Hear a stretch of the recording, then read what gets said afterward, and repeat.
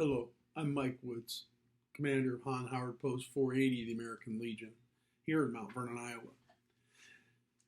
For the last 4 or 5 years, members of the post have gathered at the gazebo at Veterans Memorial Park after Heritage Day Parade concludes, and we recite the Declaration of Independence.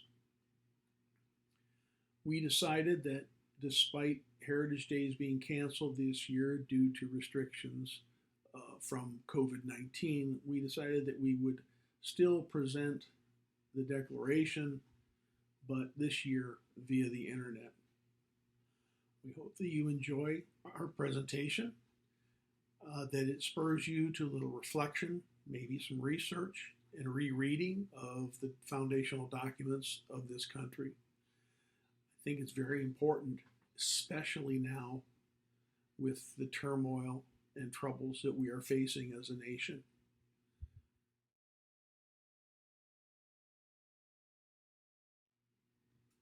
In Congress, July 4th, 1776, the unanimous declaration of the 13 United States of America. When in the course of human events it becomes necessary for one people to dissolve the political bands which have connected them with another, and to assume among the powers of the earth the separate and equal station to which the laws of nature and of nature's God entitle them, a decent respect to the opinions of mankind requires that they should declare the causes which impels them to the separation. We hold these truths to be self-evident, that all men are created equal, that they are endowed by their Creator with certain unalienable rights, that among these are life, liberty, and the pursuit of happiness. That to secure these rights, governments are instituted among men, deriving their just powers from the consent of the governed. That whenever any form of government becomes destructive of these ends, it is the right of the people to alter or abolish it, and to institute new government, laying its foundation on such principles and organizing its powers in such form as to them shall seem most likely to affect their safety and happiness. Prudence, indeed, will dictate that governments long established should not be changed for light or transient causes. And accordingly, all experience hath shown that mankind are more disposed to suffer, while evils are sufferable, than to right themselves by abolishing the forms to which they are accustomed. But when a long train of abuses and usurpations, pursuing invariably the same object, evinces a design to reduce them under absolute despotism, it is their right, it is their duty to throw off such government and to provide new guards for their future security.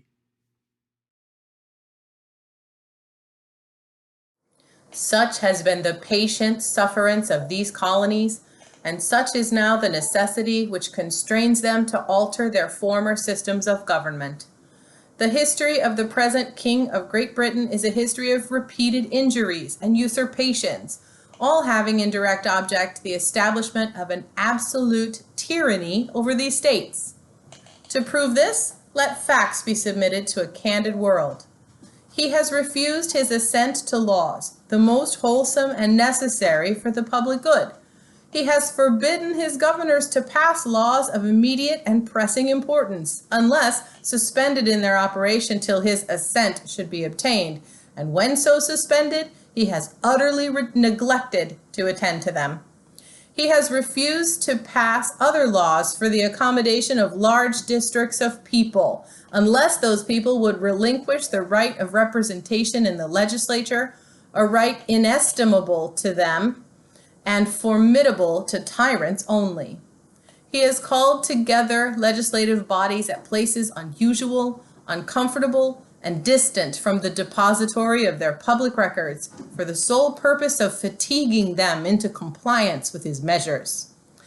He has dissolved representative houses repeatedly for opposing with manly firmness his invasions on the rights of the people.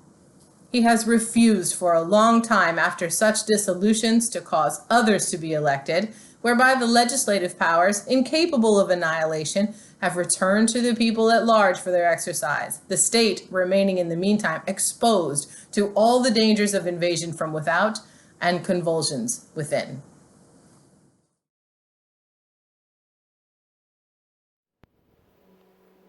He has endeavored to prevent the population of these states, for that purpose obstructing the laws of naturalization of foreigners, refusing to pass to encourage their migrations hither, and raising the conditions of new appropriations of lands. He has obstructed the administration of justice by refusing his assent to laws for establishing judiciary powers. He has made judges dependent on his will alone for the tenure of their offices and the amount and payment of their salaries. He has erected a multitude of new offices and sent hither swarms of officers to harass our people and eat out their substance. He has kept among us in times of peace standing armies without consent of our legislators. He has affected to render the military independent of and superior to the civil power.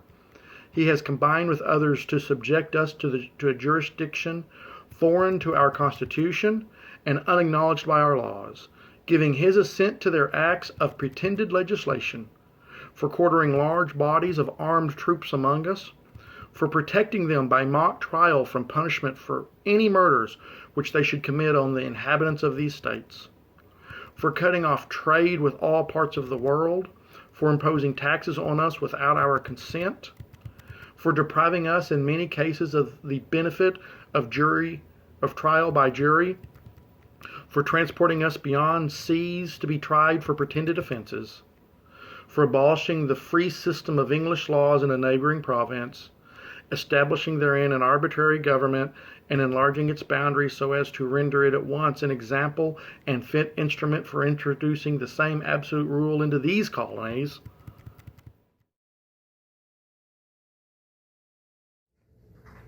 For taking away our charters, abolishing our most valuable laws, and altering fundamentally the forms of our governments. For suspending our own legislatures and declaring themselves invested with power to legislate for us in all cases whatsoever. He has abdicated government here by declaring us out of his protection and waging war against us. He has plundered our seas, ravaged our coasts, burnt our towns, and destroyed the lives of our people. He is at this time transporting large armies of foreign mercenaries to complete the works of death, desolation, and tyranny, already begun with circumstances of cruelty and perfidy, scarcely paralleled in the most barbarous ages and totally unworthy of the head of a civilized nation. He has constrained our fellow citizens taken captive on the high seas to bear arms against their country, to become the executioners of their friends and brethren, or to fall themselves by their hands. He has excited domestic insurrections amongst us, and has endeavored to bring on the inhabitants of our frontiers, the merciless Indian savages whose known rule of warfare is an undistinguished destruction of all ages, sexes, and conditions. In every stage of these oppressions, we have petitioned for redress in the most humble terms. Our repeated petitions have been answered only by repeated injury. A prince whose character is thus marked by every act which may define a tyrant is unfit to be the ruler of a free people.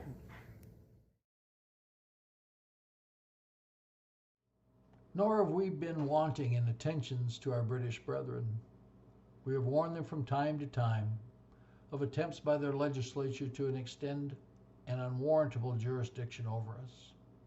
We have reminded them of the circumstances of our immigration and settlement here. We have appealed to their native justice and magnanimity, and we have conjured them by the ties of our common kindred to disavow these usurpations, which would inevitably interrupt our connections and correspondence. They too have been deaf to the voice of justice and of consanguinity. We must therefore acquiesce in the necessity which denounces our separation, and hold them as we hold the rest of mankind, enemies in war, and in peace, friends.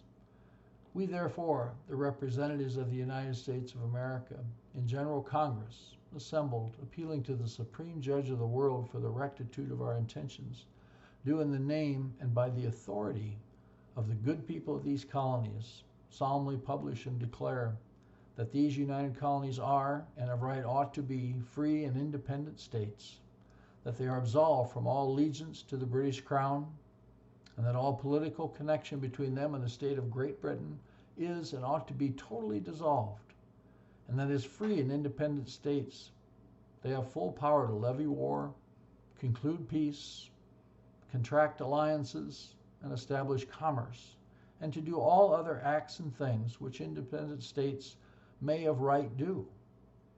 And for the support of this declaration, with the firm reliance on the protection of divine providence, we mutually pledge to each other our lives, our fortunes, and our sacred honor.